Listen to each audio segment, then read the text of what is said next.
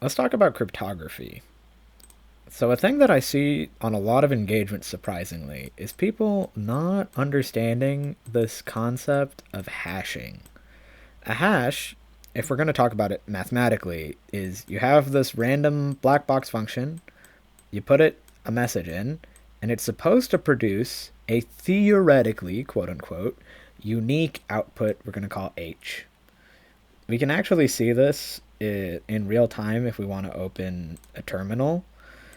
And I can do get file hash algorithm MD5. Then we'll go Windows System 32 Etsy drivers Etsy hosts. This hash function, essentially this output, is produced by taking all the bytes in my host file, and then it compresses it all down into the string to say, like, this is the unique hash that represents your file. Now, of course, not because a hash is of a definite length and it can take any number of inputs, there's theoretically always some collision there, but that's a topic for another day. The point of this is it goes one way and it's hard to figure out the other way. That's why on websites, when you want to log in, for instance, we'll call this your browser. And then this is the server you're talking to. Server. The server does not store your password in plain text, because that would be a huge privacy risk. Instead, it just stores it as like EFAC, blah, blah, blah, blah, blah. And then every time you submit your password, it does a comparison that is your password equal what we have stored. A mistake I will see a lot of developers make is that they will do this part over here. So they'll first compute the hash. Let's get a new color. Let's get green. Let's get orange, actually.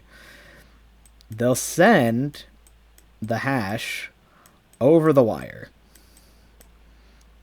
Now this seems more secure, right? Because if a person tries to look at the HTTP traffic, for instance, they won't see what the password is. They'll see what the hash is. And then when the server receives the hash, they don't see the password ever. I think this is kind of stupid. I think this is stupid because what happens here is at this point, an attacker doesn't need to know the password anymore. All they need to know is the hash. So theoretically, if they like hack the server, they got the hash, they can just send the hash over. So where does that leave us? Microsoft actually has a quote-unquote vulnerability built into the system called a pass the hash vulnerability. If you want to log into a Windows computer over, I don't know, RDP, WinRM, I don't know if it works over SSH, but because Microsoft designed it so that you submit hashed passwords over the network, all you need to know is the hash to log in. You don't need to know the password anymore. And you might say at this point, like, oh, well, but what about the server? The server gets, even if the server does the hash, it actually sees this password bit at some point in memory. Isn't that a risk? Or the password ends up in memory at some point in the browser. Isn't that a risk? And to that I say, now we're being super paranoid. I mean, like, if you really think about it, right? Like, these are split seconds, like, computations that are happening. Even, like, a longer hash, it's maybe there for a couple of seconds. Now, if the password stays there in memory long after it's been done, then sure, that's probably a vulnerability. But the fundamental point here of hashing the password is to make sure that the server does not store the password in plain text, and to make sure that, like, nobody can recover the password if they manage to hack the server. By sending the hash directly, an attacker needs to either know the hash or the password. So that's a new way that they can use to get in.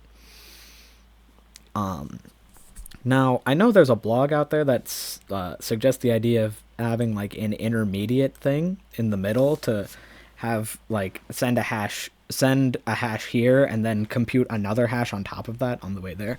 And I think at that point we're getting over engineered and thinking about risks that aren't really relevant. So bottom line, end of the day, make sure that your passwords are being hashed at the server instead of over the connection. Because guess what? I didn't even say this part. If your website is on HTTPS,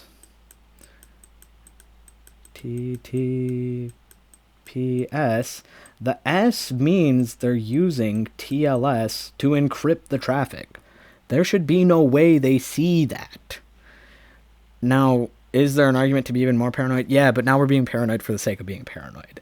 Like, realistic speaking, like, unless there's a magic way to crack TLS, which there isn't, because that is its own, like, well-tested, secure thing that I don't even think, like, quantum isn't really a risk at this point. TLS makes sure that nobody can see that traffic in the first place, which is also part of the reason why a lot of those VPN sponsorships aren't legit. So in conclusion, stop hashing your passwords on the client side. There's no need. It's kind of pointless. I always report this as a finding, usually low risk or medium risk, but it is just a fundamental not understanding cryptography situation. And I'll probably make more of these videos as they come up, as I see people not understand cryptography more and more. But yeah, client-side hashing is silly, and pay attention to what you learned in school, kids. All right, thanks. Bye-bye. See ya.